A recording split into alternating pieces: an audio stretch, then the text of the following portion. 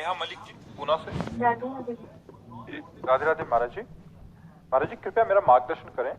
गुरु जी अगर अज्ञान या ज्ञान से कोई भूल या पाप हो गया हो तो अगर अपनी उन्हीं गलतियों को न दोहरा के धर्म पूर्वक चल के और श्रद्धा भावना से नाम जप करके हमारी भूल को प्रभु माफ कर देते हैं क्या? हाँ, मिटा देंगे। ये बस मेन जो आपका शब्द है उस पर पॉइंट बनता है कि पुनरावृत्ति ना होने पाए।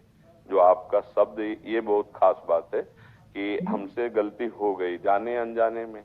जाने में होती है, उसमें हम जान रहे हैं कि पाप है, लेकिन या सुख बुद्धि हो गई है या दुख निवृत्ति हो की भावना है। दोनों बातें समझना।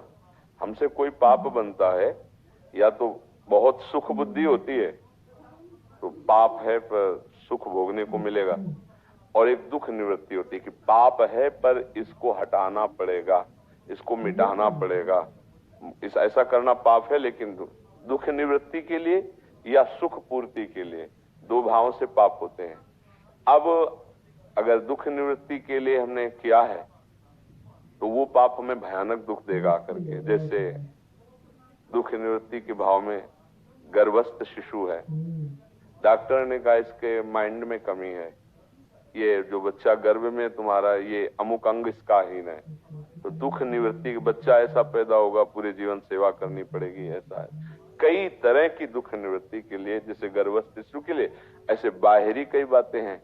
दुख निवृत्ति के लिए किसी जीव की हत्या कर देना, ये हमारे घर में रहेगा तो ऐसा ठीक नहीं, उसे मार देना। किसी भी जीव को, जैसे किसी भी जीव को मारने का अधिकार नहीं, जैसे भूमि पे आपके रहने का अधिकार, जैसे हर जीव का अधिकार है। कई तरह की ऐसी दुख निवृत्ति के लिए कुछ पाप होते हैं और कुछ सुख प्रवृत्ति के लिए, कि जिससे ये काम नहीं करना चाहिए पर सुख की भावना इतनी प्रबल हो गई कि वो पाप बन गए। तो पाप दो प्रकार से होते हैं, एक दुख की निवृत्ति की भावना से, एक सुख प्राप्ति की।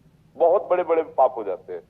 दुख निवृत्ति, सुख पूर्ति, दो भावनाओं से पाप होते हैं।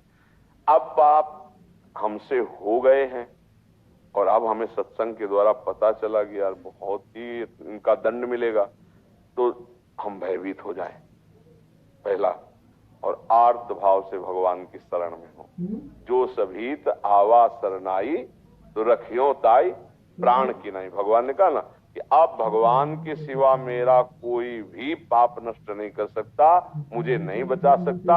तो अपिचेत्सु दुराचारो भजते माम अनन्य भाग साधुरिव समंतव्या सम्यक देवसिता। ऐसा भगवान कहते पहले बहुत दुराचारी सांगो पांग पाप करने वाला रहा है, लेकिन अब उसको पता चल गया कि एक भगवान के सिवा मुझे कोई क्षमा नहीं कर सकता और मेरी शरण में आ गया, तो फिर मैं उसे साधु बना देता हूं।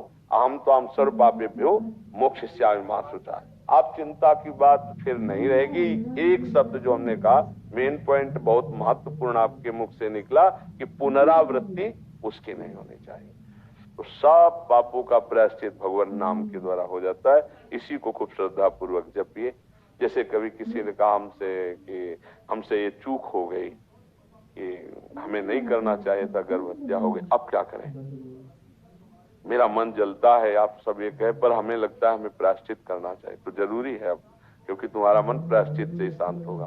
तो चलो 7 दिन नियम से रहकर उचित फलादि का आहार करके संस्कृत से मूल पाठ भागवत का करवा लो। जैसे धुंधकारी जैसा महापापी जो प्रेत बन गया था, वो भी भगवत पार्षद रूप रखकर भगवान के धाम को गया, तो तुम्हारे पाप का मोचन हो जाएगा। वैसे भगवान नाम में बहुत सामर्थ्य है। नाम संकीर्तनम यस्य सर्व पाप प्रणाशन। सर्व शब्द है ना, कोई भी पाप ऐसा नहीं है जो नाम जप से नष्ट ना हो जाए। पर जो मेन बात है पुनरावृत्ति नहीं। अगर नाम जप का बल लेकर फिर पुनः, तो नामापराध लग जाएगा, फिर वो नाम प्रभाव नहीं देगा। ध्यान रखना, कानून है, कानून भागवतिक कानून, नामापराध, नाम के बल से पाप करना। अब ये नामापराध आपको पापों से मुक्त नहीं होने देगा नाम जपने पर भी। ये मेन पॉइंट की बात आई कि पुनरावृत्ति, अब लो नशानी अब ना नशयो, तब सब काम बन जाते हैं।